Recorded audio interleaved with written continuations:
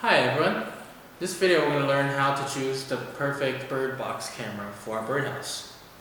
Well, when we set up a birdhouse, usually we can now install some small cameras inside and take a look what's happening when we're using our phones or tablets to watch the video camera. And what are the features or aspects we have to make sure when we purchase a bird box camera? Well, first, it has to be small enough. Big surveillance cameras, they're like half the size of this regular sized birdhouse. That'll take a lot of space, and it will also confuse the birds. What is this big thing in here? So tiny small size is crucial. Then it's the video quality. Well, most of the IP cameras, they support 1080p high definition resolution, so our camera that we choose should at least have that. And then it's the lenses. They should be adjustable because we're not going to use the same camera in the same birdhouse forever. There might be some situations when the cameras are tilted a little bit. We're going to have to move it, and then we're going to have to adjust the lens again because the focus length will be different. And then microphone built in will allow us to hear birds tweet. That'd be a very cheerful thing for us to hear. And then infrared. Infrared will allow us to watch the birds even if it's dark around. And the infrared we need to make sure it's in the special wavelength where it's invisible to birds. Then recording. Recording is a very important feature as well because we're not going to sit in front of our phone 24/7 and watch the bird camera. It can help us record whatever is going to what's happening in there, and we won't have to miss precious moments, and we can relive the precious moments in the future no matter how many times we want. Then that's pretty much it, so let's take a look.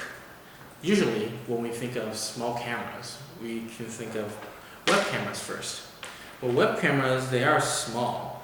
Their resolution is okay enough, but they need USB. They need to connect to a computer in order to let it work. So when they're using USB, it means the computer has to be occupied 24/7. That can sometimes, it's too much work for a computer because we're only using a recording feature or watching the camera, and then our whole computer is going to be functioning. It takes up a lot of power, and it kind of shortens our computer's lifespan.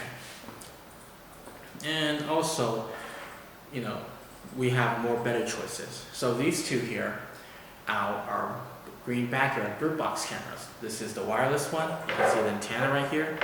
And this is the PoE bird box camera. It has an Ethernet cable port. These two cameras, they have 1080p high definition resolution, as I said, and the infrared, the recording, microphone built in, adjustable lenses. They have all of that, and also they have a very special feature of motion detection. So whenever there's movement, the recording can start, and there will be message notifications, so we can know on our phones or our tablets, ding, there is something happening in the bird box, and we can see a lot of things we can customize. It's really interesting. The two cameras are almost the same. The only difference is the way they transmit the signal. The Wi-Fi bird box camera goes out from the antenna. It is really convenient because wireless seems like a very convenient feature, but it suffers from kind of weather and also how many walls it has to pass through. The signal will decay, and sometimes we'll suffer some signal loss.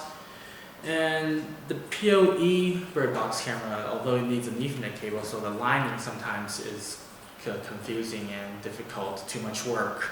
But one Ethernet cable powers the bird box camera and also connects the bird box camera with our main network. The connection is very stable.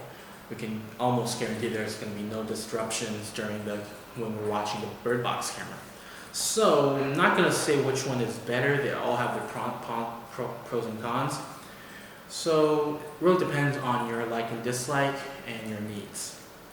And also, if you don't want to DIY a birdhouse or you don't want to purchase one, we also have this bundle of a birdhouse and a bird box camera.